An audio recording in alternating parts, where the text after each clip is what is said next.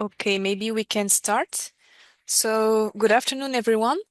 Today we are in presence of Johannes Karremans, who is the head of the Masters in Multilevel Governance in Europe, and he's going to give a masterclass on responsiveness and responsibility in Multilevel Europe. So, when you're ready, you can start. Yes, hello everybody, welcome. Thank you for attending this lecture. This is a lecture to give you a bit of an idea on the topics that we will cover in the Master's Multilevel Governance in Europe. Before I start, perhaps a few words about me. So I'm the head of the master program Multilevel Governance in Europe. Perhaps also useful to know, recently I was awarded a Jean Monnet Chair grant from the European Commission, largely also based on some of the courses that we do in the Master Multilevel Governance in Europe, meaning the European Commission supports the way in which we teach about the European Union here at ESPOL.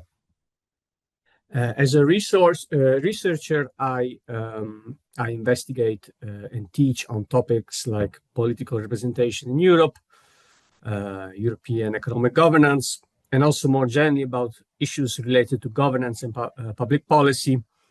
And as a scholar, I operate in the fields of comparative politics and comparative political economy.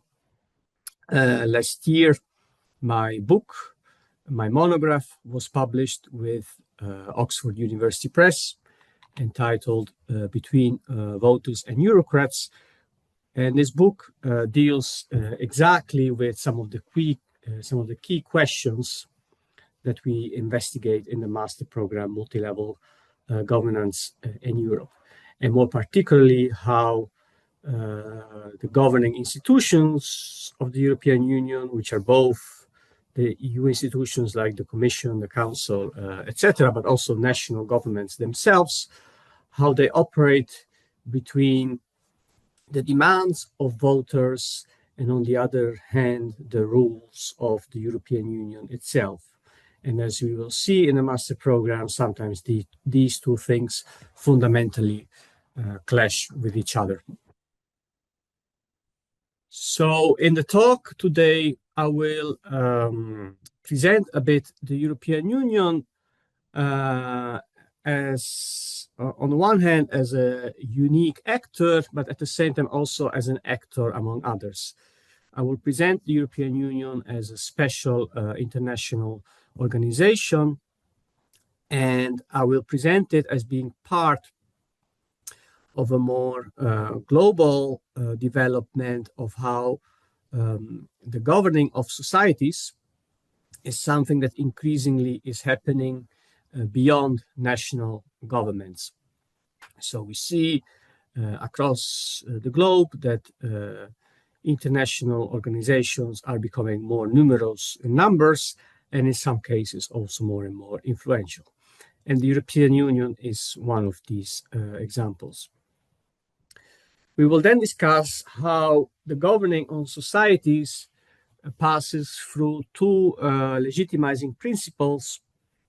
One is about the expression of a collective identity. So if we want to have a democracy, that means democratic procedures. And on the other hand, the production of collective goods. So things we all like to use, like public roads, hospitals, schools, etc. So these two principles that we will call responsiveness and responsibility need to coexist side by side. And the more European institutions become powerful and influential, the more they need to combine these two principles.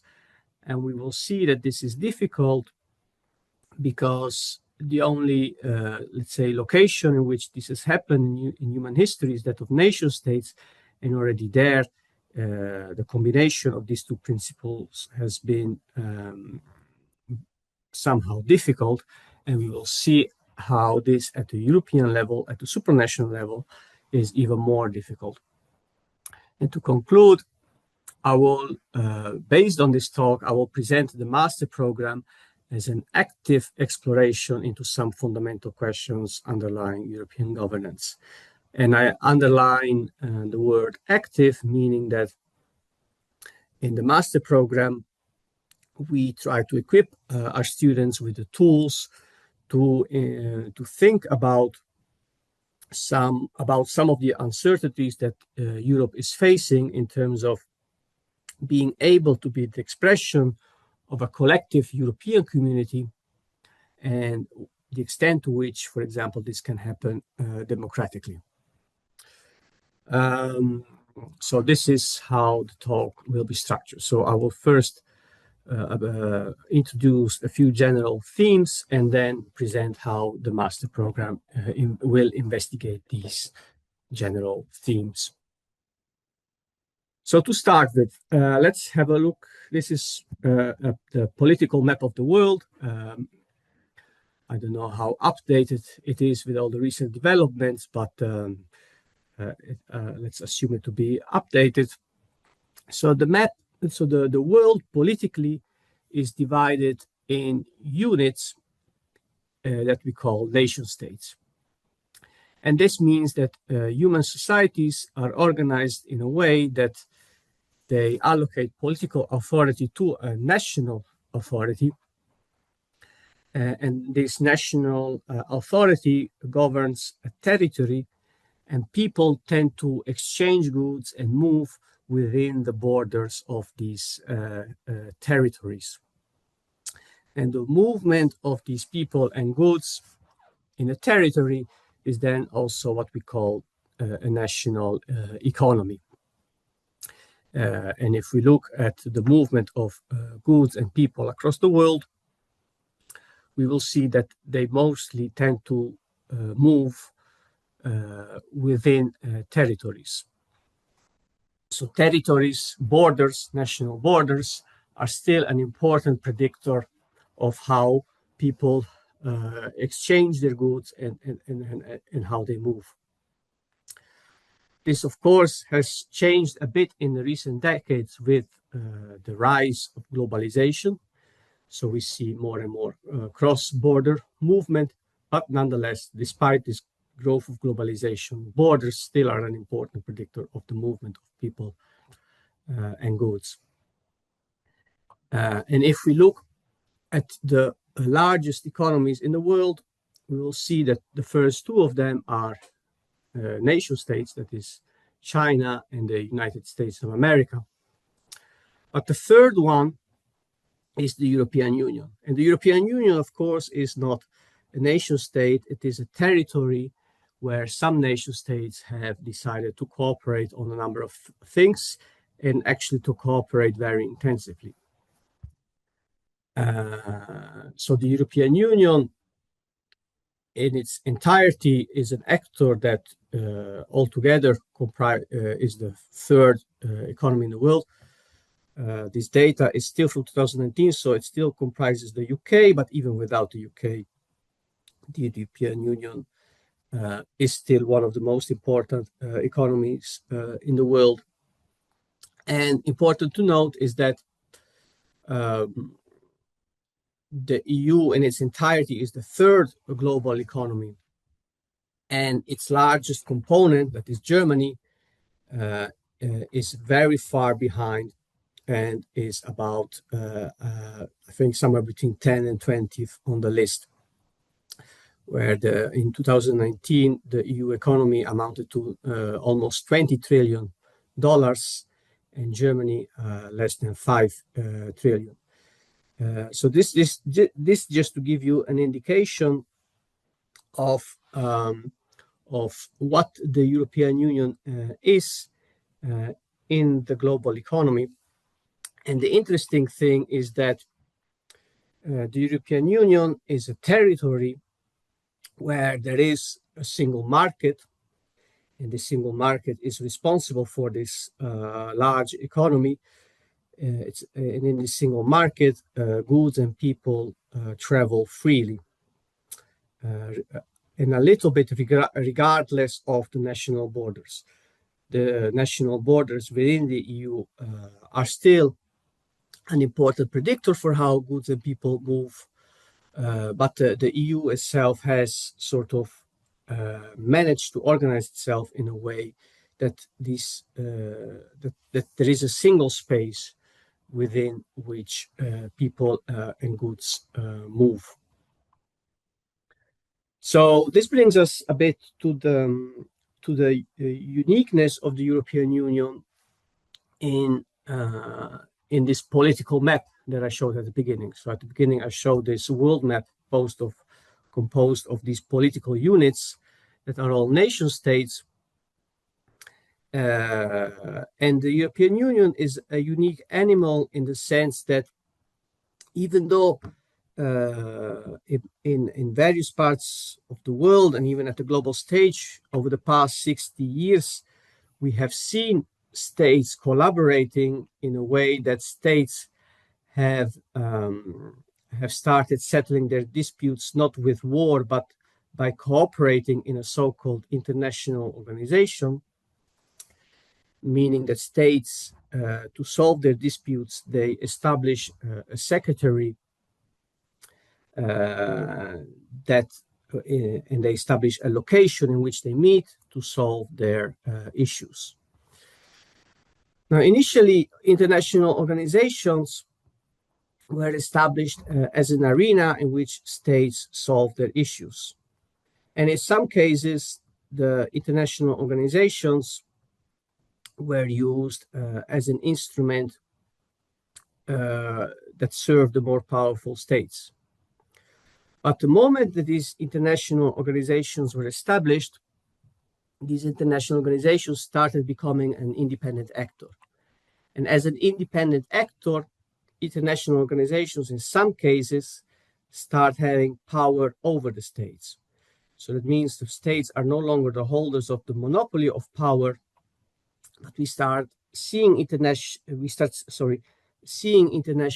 organizations telling states what to do. So we start seeing international organizations having an influence, giving direction to what states do. And the European Union in this respect is unique in the sense that if we look at all of the international organizations in the world, which may be the IMF, the World Bank, NATO, Mercosur, etc., we see that the European Union stands out as it has the highest level of delegation, meaning that the member states of the European Union have given the what would be called the secretariat of an international organization, which in the case of the European Union is the Commission, a lot of power to initiate legislation. So the European Union starts being an organization that starts standing above its member states, and it starts giving it direction, which means that in Europe we start having it means that Europe starts becoming an area, a space where the act of governing no longer happens in these political units that I showed at the beginning, these nation states, but it starts happening through a multitude of institutions that act with, among, above states, and a lot of these institutions are part of the European Union, like the European Commission itself, but also the Council, which is the location where the member states meet, where the governments of the member states meet. And so we see, so we no longer speak of governments giving direction to the collectivity, but we see that governing the collectivity happens in this more complex environment. So while until, let's say in 1945, which is let's say, the world exiting World War II. The world is organized in these political units composed of governments that govern their national societies. In Europe, little by little, we start having a system of governance that stands above these states, and it governs with them. And this entails that today, when we talk about politics in Europe, we can no longer look at only governments, but we have to look at a multitude of institutions. And that is why in political science, in European political science, we increasingly speak of governance, where governance is about steering these human societies, this collectivity, through legitimate institutions. And governance essentially means two things. And here I start introducing some of the challenges that Europe faces today. Governance is, on the one hand, about achieving goods for the collectivity. So there are certain goods that as individuals we cannot achieve and that need to be put in the hands of an institution that acts on behalf of the collectivity. And that's why we give power to actors like governments, and in the case of Europe, to actors like the European Commission, etc. At the same time, governance is also the expression of a community. As the inhabitants of France, the government of France is a bit the expression of the French national community. And you see, I already start making this example of France because to make this example at the European level, it becomes a bit more difficult. So it becomes a bit more difficult to say that the president of the European Commission, Ursula von der Leyen, is the expression of the inhabitants of Europe. So what has happened in Europe is that the institutions in charge of achieving collective benefits are operating, let's say, at a level that is no longer at the same level at which communities recognize themselves. And this then has fed into a lot of the political developments we've seen over the past 20 years, the rise of Eurosceptic parties, etc. And the question is whether this is a situation that Europe can escape today, or whether instead it is a situation in which Europe is doomed to sort of continue existing. So let's think a little bit about why, in the first place, human societies have institutions that sort of act on behalf of the collectivity. First of all, the very use of the word society, where does it come from? The word society, there's a lot to say about its philological origins, but it's essentially about large numbers of individuals mutually recognizing with each other that together they divide labor in a way that allows them to achieve a certain collective well-being. So today we have a certain collective well-being because we all went to school. If today we break our leg, we can go to a hospital that is functioning. There is a bus driving. We can go to a bakery that produces food for us. And we ourselves all have a job that somehow contributes to the collectivity. And altogether, this is a society. And we are all individuals, part of this society, recognizing that altogether we produce this collective well-being. To the extent that this division of labor is spontaneous, there is we can speak of a market, we can speak of economics. So to the extent that I start a bakery because this generates a better income from me. This is because of certain market mechanisms. But at the same time, to achieve that collective well-being, so to ensure that at the end of the day, some essential services like public health, hospitals, or education, schools are actually functioning, we need some level of governance. So we need some rules. So the individuals composing the society do recognize that they need to be ruled, they need to be governed, there need to be some actors in charge, some actors that have authority to make decisions on behalf of all. So societies are organized horizontally in the sense that they divide labor to achieve a collective well-being, but they're also organized vertically in the sense that they recognize that there is a need to have some people making decisions for the collectivity. And this is then why at the national level, we have governments.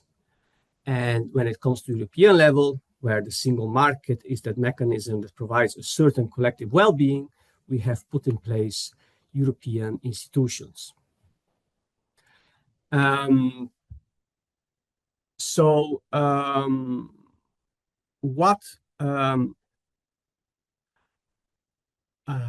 What are the logics by which societies, so these individuals composing society, give legitimacy and accept that there are some institutions taking decisions for them? So how is it that we as citizens accept that there are some people in the government making decisions for us? Well, there are two fundamental logics that have been observed over history through various studies. On the one hand, we accept a government governing institutions making decisions for us because of economic logics. So we all somehow recognize that there needs to be somebody in charge that ensures that there are hospitals working, that there are schools working, etc. So hence, a government is legitimate because it provides goods that the spontaneous division of labor among citizens, that is the market, it would not provide this independently. And we then try to give a structure to the government in a way that it allows for a relatively efficient allocation of goods. And there are some, what I will call democratic logics, in the sense that we also somehow want that these people making decisions for us somehow are the expression of the community in which we live in. And governments, and in general systems of governments, get their legitimacy from these two logics. And the more these two logics are active at the same time, the better this is for the legitimacy of the system. Legitimacy meaning the extent to which citizens are willing to accept the rules of the people in charge. And this is true for democracy, but also if you think about it of authoritarian regimes. So if we think of systems that are generally labeled perhaps less democratic, and we can think of the Russian regime or some dictatorship from the past or from some other part of the world. Even in those instances where the dictatorship fails to deliver certain collective goods, there is a certain public discontent rising that will undermine the legitimacy of that dictatorship. And even if you look at the discourse of dictatorships when they were in power, you will find instances in which they talk about the need to preserve some level of social satisfaction with what government does. So any system of governance needs to combine these economic and democratic logics, And the more societies become wealthy, the more they have a tendency to become democratic. And so the more governments need to fulfill both to an economic logic of providing collective goods and being an expression of a community. So in history, how have governments succeeded in combining these two logics? Well, in human history, the only system in which we have seen this happening with a certain level of sustainability is what I call real existing democracy, that is citizens voting for certain organizations that we call political parties that represent distinct groups within societies. And these political parties then go sit in a parliament and form a government, and then make decisions on behalf of this society. As such, these parties composing government, they need to report first back to the parliament and then back to society at large about what they have done, and then they may be voted in or out of office again. This means that in the modern world, there are, for legitimate public action, there are two main principles. One is the principle of responsiveness, that is that there is the people sitting in government are attentive to what citizens want and try to respond to that. And because society is composed of different groups, in democracy, in real existing democracies, that is, democracies composed of political parties, we tend to see an alternation in government where we have different political parties rotating. And that means that responsiveness leads to a certain rotation with public office where we have citizens being represented by different political parties. These alternate each other in government. And so these voters that vote for these political parties have certain expectations from their political parties. And this will entail that governments of the left and the right will produce different policies that are responsive to different citizens. And as a whole, this system is what we call democratic. At the same time, we also expect governments to be somehow competent enough to produce those public goods. So whether a government is from the left or the right, it doesn't matter. We still want that government to run the hospitals, to make sure that the education system works. So that means that any government in power needs to abide by certain norms and procedures, and needs to guarantee a certain continuity in public administration. So responsibility is about what is generally expected from any government, regardless of the party in office. So I'm talking, of course, of national governments, and national governments are the systems that we tend to recognize as democratic. These are long-established democracies, and in Europe, we see this system of sorry that the order of the animations is a bit off, but we see these governments that need to respond to all these different voters operating in a system of the European Union where they need to follow the rules of the European Union. So that means governments operating in the system of the European Union need to follow an additional layer of rules than they used to have. And at the same time, they need to keep being responsive to their voters. And their voters are still organized in these national communities that do not necessarily coincide with let's say, the big population of Europe. And so this means there is a tension. And the tension is as follows. As I said, governance is both about achieving collective benefits and is at the same time an expression of a community. In Europe, the achievement of the collective benefits since we have the single market, passes through the European institutions, because the European institutions, they coordinate this single market, which is generating well-being on the European territory.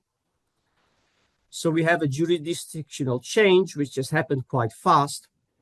So we have had transfers of authority from the national level to the European level. The expression of communities for the past decades still keeps happening along national borders. So despite these jurisdictional change that we had, we still have very stable national identities. So what we now have in Europe is a system of governance where the achievement of collective goods happens at a scale, at a level that is different than that of the expression of a community. So the two pillars that in principle legitimize a system of governance have become disbalanced. And that is why today in Europe we have a lot of tension and uncertainty about how the system will progress in the future.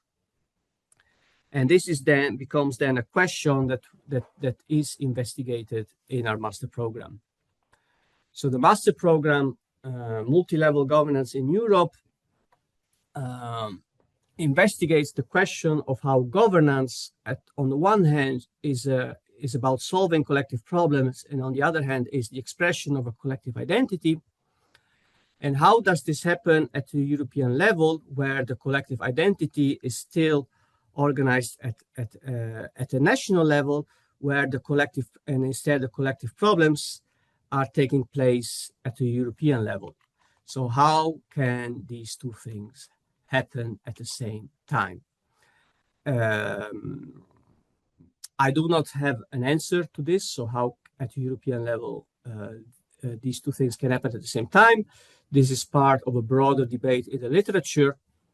And the Master Multilevel Governance in Europe is designed to introduce students to this debate. And throughout the program, you will be exposed, let's say, to these two pillars. So representation of a community and the solving of collective problems. You will be exposed to these two pillars in each semester. So I will now illustrate how these themes sort of structure our program.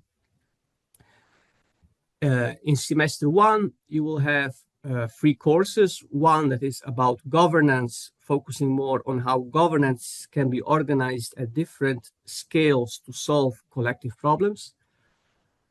And you will have a course entitled Political Representation in Europe, which is about how the themes that societies in Europe today care about, and how different groups of citizens tend to vote for different types of political parties and the issues that they care about. And at the same time, you will also have a course to make sure that all our students are well up to date when it comes to their knowledge of EU institutions and their policies. In semester 2, we start exploring two main policy areas where, again, there is a collective European good to be achieved, and at the same time there are these national identities. So economic policy making in the EU, it's about the governance of the single market that often requires the coordination of national budgetary policies. And as we will see in this course, the two things together are the source of a lot of tension.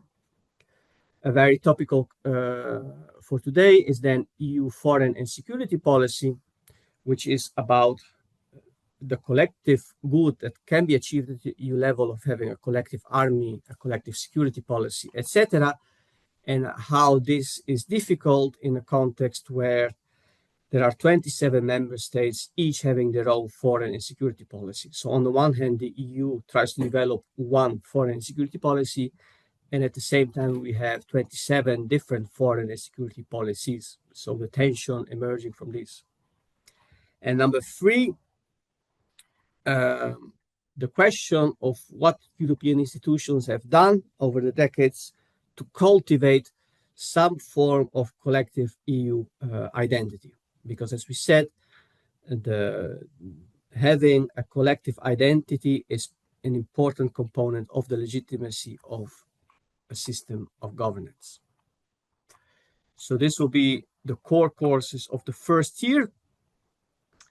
And then in the second year, the number of core courses decrease, and I will explain later why, because you'll start having more space to write your master thesis.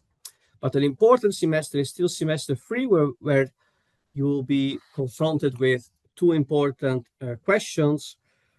First is international organizations and public policy, which deals with the question of how international organizations, which essentially are a secretariat, can have the power to make member states comply with policies that maybe sometimes the member states themselves disagree with.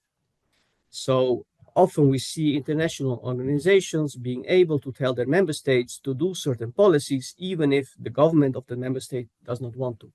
So how do international organizations succeed in doing this?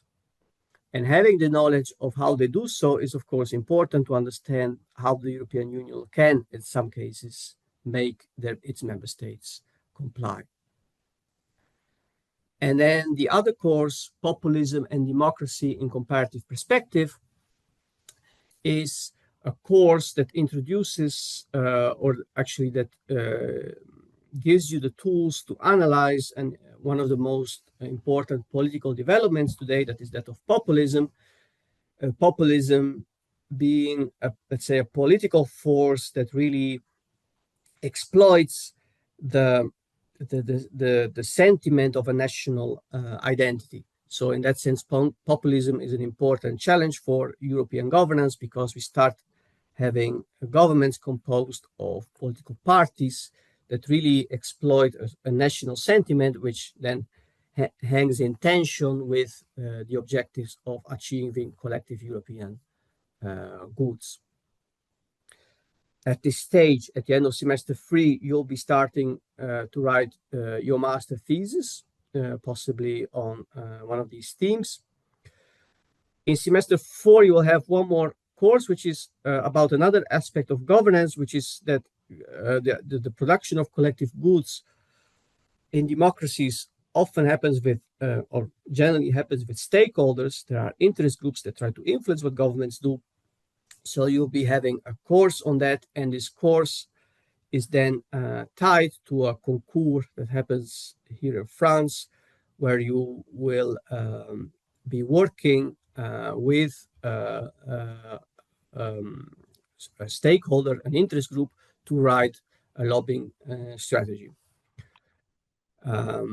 So this is the part of the program that makes our multi-level governance, let's say, distinct from the other master programs we have here at ESPOL. While you'll be following these core courses, you will also have the chance to choose, or actually the obligation to choose some of these elective courses. And I'm listing here a few examples, and you have to bear in mind that elective courses can change from year to year. But I think it's reasonable to expect that most of these will be there next year. We have a course on the politics of corporations. So corporations being another type of actor that plays an important role in the production of collective goods. So how are these corporations organized? International migration being an important development in the composition of national communities. Public opinion and political parties. So how is it that the opinion of citizens gets translated into let's say, coherent sets of opinions that then start constituting the programs of political parties. And we also have an elective course on how the European Union designs market competition laws. And this course on market competition is actually given by a lawyer that is working currently at the European Commission. In the second year, you'll also have the chance to choose courses on EU sustainability governance, European social policies, and global health governance. So all courses that are about the production of public policies at an international level. And at an international level means at a multi-level level, sorry for the wordplay, because there is the international organization that needs to work with its member states, and together they need to find some way to find a policy that works for the best of all. In the master program, you will also have the chance to follow some courses that will be more designed to equip you with more transferable skills, meaning skills that you'll be able to directly use in an employment directly after your master program. We'll have a course on the skills needed to be working in think tanks. We'll have a course on how to write advocacy and policy papers in the context of non-governmental organizations.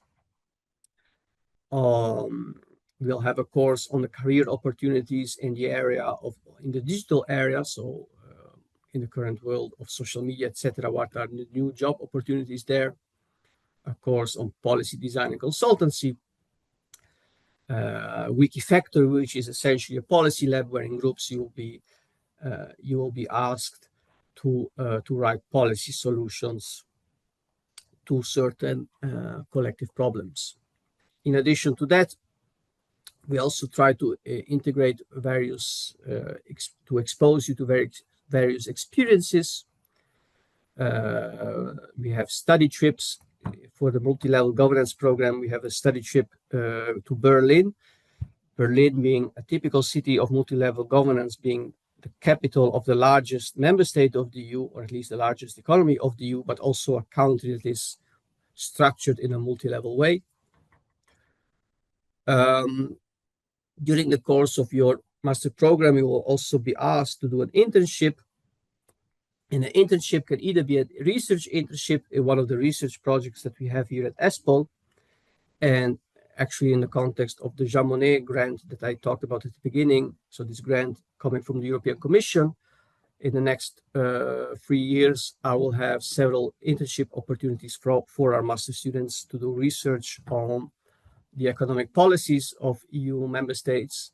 But you also will have, instead of that, you can also do internships in relevant public or private institutions or a relevant company. And with our faculty, we'll try to provide our best assistance to that end. Importantly, the most important output that you'll produce in your time here will be a master thesis, which is a scientific piece of work on a topic of your choice. And the courses that I listed are designed to sort of try to inspire you to come up with an interesting topic. And in addition to that, you'll be also have the possibility to follow scientific training. Scientific training meaning academic writing, how to design research, and quantitative and qualitative research methodologies. So this was my presentation. So trying to give you an idea of the topics that are discussed in the master's multi-level governance. In my lecture, I try to condense a bit of all the topics, and you have to imagine that in the program itself, you will explore these topics a bit course by course.